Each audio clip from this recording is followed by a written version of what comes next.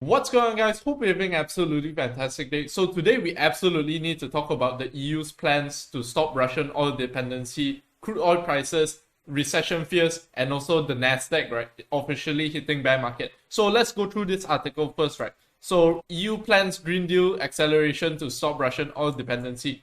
Speaking to press in a joint conference with Italian Prime Minister Mario Draghi, European Commission President Ursula von der Leyen, I hope I pronounced that correctly, said that the bloc would aim to transition away from Russian oil, coal, and gas dependency. So a lot of people think the EU is very dependent only on Russian oil, right? But that's not true, right? It's also coal and gas, right? So some individuals still do not believe there is a war going on, despite what's being told about ongoing violence by family members in Ukraine. So I don't know who these individuals are or why this is relevant to the article. I just thought I wanted to highlight it because I thought it was quite ridiculous, right? Who doesn't think war is going on, right? But we never know, right? That's why we have to keep an open mind, right? Because some people might actually think there's no war going on because of propaganda or whatever reasons, right? So the global response to Russia invasion has been met with unanimous condemnation with the ongoing exception of India and China, right? So what's very key to note here is India and China might toss Russia a lifeline, right? And especially a lot of Russian gas I've been hearing has been selling actually at a lower than market price, right? So maybe China or India wants to buy up those supplies, right? Who knows, right? So because if you get your oil from the US, if you get your oil from the Saudis, or if you get your oil from Russia, it's all the same oil, right? The only issue is whether the Western countries will come and sanction these countries because they say, oh, you're supporting war indirectly, right? So President Biden is reluctant to change the US-Russia energy relationship, with senior officials pointing out potential price rise for consumers. You don't need to say potential price rise for consumers. It's already up the wazoo, right? The prices. The EU, with an average Russian energy dependency of 38.3%, is dealing with similar concerns, right? So about 40%, right? Let's just call it 40%. So how much does Russian energy does the EU use? According to Eurostat, in 2019, 27% of crude oil imports, 41% of natural gas, and a hefty 47% of coal came from Russia, right? So when you look at these numbers, they're all very high numbers, right? It's not like 20% or something, right? 20% is already considered high, right? And when you go to like 40-50%, it means you're very, very dependent on this one country, right? So these exact numbers are different from country to country, of course, with Italy mainly relying on Russian gas, while Malta and Greece on petroleum imports products, right? So next, we are looking for a focused acceleration of the European Green Deal. So I think this is a good time for all these politicians to really push their agenda, right? Because when there is a common enemy, everyone will basically unite and things will get done very fast, right? Instead of normally there's Congress or whatever it is, everyone and their bureaucracy will just block your deals or whatever it is, right?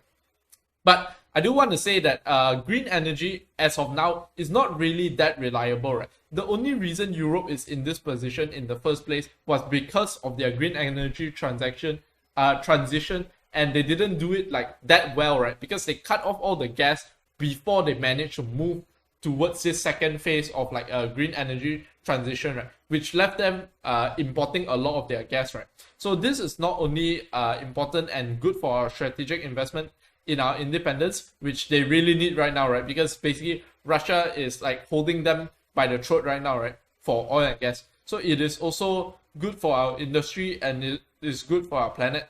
So next, she further outlined 3 stages of a plan to change the current Russian oil, coal and gas dependency of Europe. So I'm not going to go through the plans in detail. So diversification of supply, massive investment in renewable energy, and improved energy efficiency, right? So I think this, speaking from an economic standpoint, right, doesn't make a lot of sense at the moment, but from a humanitarian standpoint, then yes, it makes a lot of sense, right? But we can see that these days, right, leaders are willing to put humanitarian over economic efforts, right? Whether you say that's right or wrong, you can argue both ways, right? Because economics can also impact your own country very badly, right? Imagine Germany right now, all the Germans that need oil and gas, and because they basically want to sanction off Russia's oil and gas, then what happens to their own people, right? So it's like basically you import the suffering, right? But you want to stop Russia from basically invading other countries using your money, right? Because actually more of the fear, I think, comes from Russia getting too power hungry or doing whatever it is, and there being more conflict in Europe, right? So they would rather import basically some suffering to their own citizens rather than Russia to be in a position where they are a threat to whatever European countries, right? So if we take a look at crude oil prices, we can see from just a month ago, right? Imagine this. A month ago, it was $90. Today, it's $120. I expect tomorrow, it'll be higher, right? Over maybe the next few months, it'll be higher and higher as Europe transitions, and also US is considering sanctioning Russia's oil and gas in accordance with all the allies, right? So we can see that, of course, when they sanction Russia, because currently Russia might be sanctioned from all the banking systems and all, but their oil is actually not sanctioned. Their oil and gas is still free flowing into Germany right now. So after this, maybe we can see that the oil prices are going higher and higher because they finally sanctioned Russian oil and gas, right? So from $90 until 120, that is an increase of 33% in just the past 1 month. So it's quite scary to see what consumers are paying, right? And this will definitely hurt consumer sentiment, right? So if you look at West Texas Instrument, Brent crude is up even more because its UK is more reliant on Russia than the US is. Heating oil and natural gas, you can take a look at it, right? So I just want to talk about oil, right? Something very mysterious happened to oil, right? As you can see on the 1 day, right? It started at 126 and ended up at 121, right? So a lot of people will say that, oh, this is so weird, because the EU has released its plans on sanctioning Russian oil and gas in today, right? Not like yesterday or whatever it is. But when it opened, right, basically the markets have priced it in, right, over the past few days, right? So we can see, don't always use this simple thinking that good news equals higher prices and bad news equals lower prices, right? Because sometimes the market can price things in before the thing actually happens, and when the thing happens, the prices actually move the opposite of that news, right? Because that is what we call being priced in, right? If you are enjoying the video so far, be sure to smash up the like button, hit subscribe, and also hit the bell button, right? And also comment below, right? Do you think we are in the midst of a recession after me presenting all these factors? So the Nasdaq Composite, we have to talk about this, right? The next thing to talk about. It officially hit a bear market today, right? Down 20.09%, right? So it's barely into a bear market, right? And I'll have future videos talking more about this, but as of now, some people might say, oh, the Nasdaq has hit bear market, we should buy. That is very primary level thinking, right? That is what Howard Marks calls first level thinking, right? But if you dive into deeper to the second level thinking, right, all these arbitrary numbers does not matter. Even the Nasdaq is down 80%. Does it mean it's a good buy? You have to go look back at the fundamentals and interest rates and all of that, right? If you do not do that, and you're basing your buying and selling decisions on, oh, the Nasdaq has gone down 20%, that means it's a great buying opportunity. I don't think that's a very good strategy personally, but it's up to you, right? Obviously, I'm not a financial advisor. I'm just some guy on the internet, right? So, in my opinion, it's still not a very good buy at the moment.